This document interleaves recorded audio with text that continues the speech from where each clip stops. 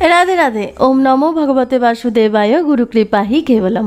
শ্রী শ্রী গুরুদেবের আশীর্বাদ নিয়ে, শ্রী শ্রী রাধারানীর আশীর্বাদ নিয়ে আজ শ্রীমদ্ ভগবত গীতার সাংখ্যযোগের 4, 5, 6 নম্বর শ্লোক পড়ে শোনাচ্ছি।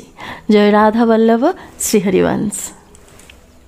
অর্জুন উবাচ কথং ভীষ্মহং শঙ্খে দ্রোণং চ মধুসূদন ইষুভি প্রতিযৎ স্বামী পূজার হার্বরি সুদন। অনুবাদ। অর্জুন বললেন, হে হরিসূদন, হে মধুসূদন, এই যুদ্ধক্ষেত্রে ভীষ্ম ও দ্রোণের মতো পরম পূজনীয় ব্যক্তিদের আমি কেমন করে বাণের দ্বারা প্রতিদ্বন্দ্বিতা করব? তাৎপর্য: পিতামহ ভীষ্ম ও শিক্ষক দ্রোণাচার্যের মতো গুরুজনেরা সর্বদাই পূজনীয়। এমনকি যদি তারা আক্রমণও করেন, তবুও তাদের প্রতি আক্রমণ করা উচিত নয়। সাধারণ শিষ্টাচার হচ্ছে যে গুরুজনদের প্রতি এমনকি মৌখিক তর্কযুদ্ধ করাও উচিত নয়। এমনকি তাদের আচরণ যদি কখনো কখনো রূঢ়ও হয়, তবুও তাদের প্রতি রূঢ়ভাবে আচরণ করা উচিত নয়। তাহলে তাদের বিরুদ্ধে এই রকম আক্রমণ করা অর্জুনের পক্ষে কি করে সম্ভব? শ্রীকৃষ্ণ কি কখনো তার পিতামহ উগ্রসেন অথবা তার গুরুদেব সন্দীপনী মুনিকে আক্রমণ করতে সমর্থ হবেন?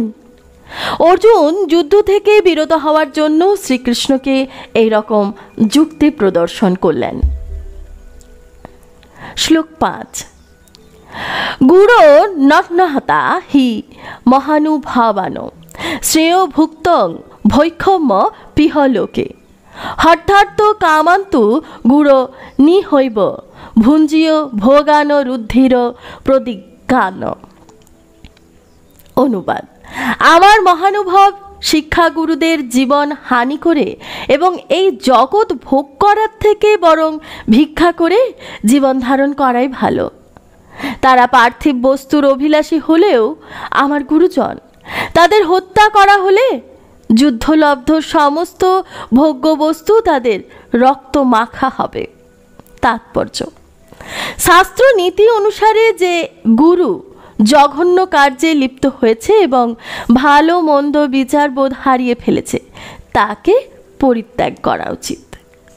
দুর্যোধনের কাছ থেকে অর্থ সাহায্য পেতেন বলে ভীষ্ম ও দ্রোণ তার পক্ষ অবলম্বন করতে বাধ্য হয়েছিলেন।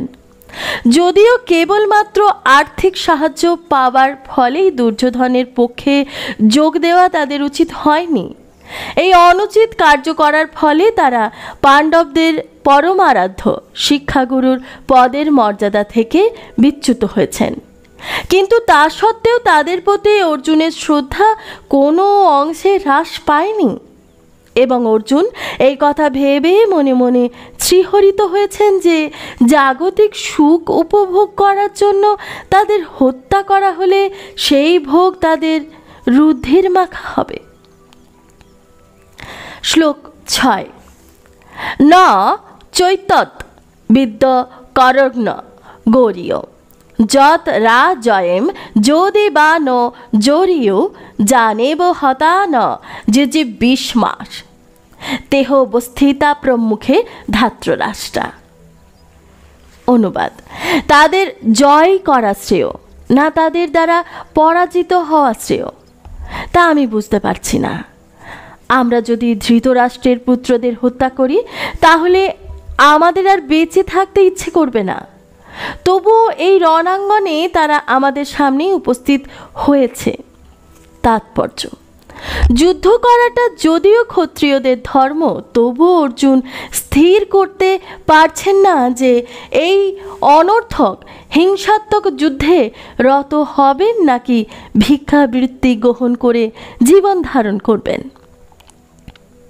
তিনি যদি তার শত্রুদের পরাজিত না করেন, তাহলে ভিক্ষা করে জীবন ধারণ করা ছাড়া আর কোনো পথ থাকবে না। আর তাছাড়া যুদ্ধে যে কোনো পক্ষের জয় হবে তা তো নিশ্চয়তা ছিল না। যুদ্ধের পাণ্ডবদের জয় হলেও কারণ তাদের দাবি ছিল ন্যায়সঙ্গত। ধৃতরাষ্ট্রের পুত্রদের অবর্তমানের জীবন ধারণ করা তাদের পক্ষে নিতান্তই দুর্বিষহ বলে অর্জুন মনে করছিলেন। এই দিক দিয়ে বিচার করলে সেটিও তাদের পক্ষে একরকম পরাজয়। অর্জুনের এই দূরদৃষ্টি সম্পন্ন বিবেচনা অবধারিতভাবে প্রমাণ করে যে তিনি কেবল মহৎ ভগবত ভক্তই ছিলেন না, তিনি গভীর তত্ত্বজ্ঞান সম্পন্ন পুরুষও ছিলেন, এবং তিনি তার মন ও ইন্দ্রিয়গুলিকে সর্বতোভাবে সংযত করেছিলেন। যদিও তিনি রাজকীয় পরিবারে জন্মগ্রহণ করেছিলেন, কিন্তু তা সত্ত্বেও তিনি ভিক্ষাবৃত্তি গ্রহণ করে জীবন ধারণ করতে মনস্থ করেছিলেন।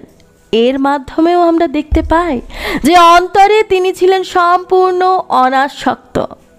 এই সমস্ত সৎ গুণাবলীও তার গুরুদেবের শ্রীকৃষ্ণের মুখপদ্ম বাক্যের প্রতি গভীর নিষ্ঠা, এই দুয়ের সমন্বয়ের ফলে তিনি ছিলেন প্রকৃত ধার্মিক। আমরা এখন এই সিদ্ধান্তে পৌঁছাতে পারি যে মুক্তি লাভের জন্য অর্জুন সম্পূর্ণরূপে যোগ্যতা সম্পন্ন ছিলেন। ইন্দ্রিয় যদি সংযত না হয় তবে দিব্য জ্ঞান উপলব্ধির স্তরে উন্নীত হওয়ার কোনো সুযোগ আর থাকে না। এই দিব্য জ্ঞান ও ভক্তি ছাড়া জগতের বন্ধন থেকে কোনো রকমেই মুক্ত হওয়া যায় না। অর্জুন এই সমস্ত গুণাবলীর দ্বারা ভূষিত ছিলেন এবং সেই সঙ্গে ছিল জাগতিক সম্পর্কিত অস্বাভাবিক গুণাবলী। তার মধ্যে রাধে রাধে, এখানে কথার বিরাম দিচ্ছি। আর এতক্ষণ অবধি যা কিছু পড়ে শোনালাম সবই শ্রী শ্রী রাধারানীর শ্রীচরণে নিবেদন করছি শ্রী শ্রী গুরুদেবের কৃপায়। জয় রাধা বল্লভ, শ্রী হরিবংশ।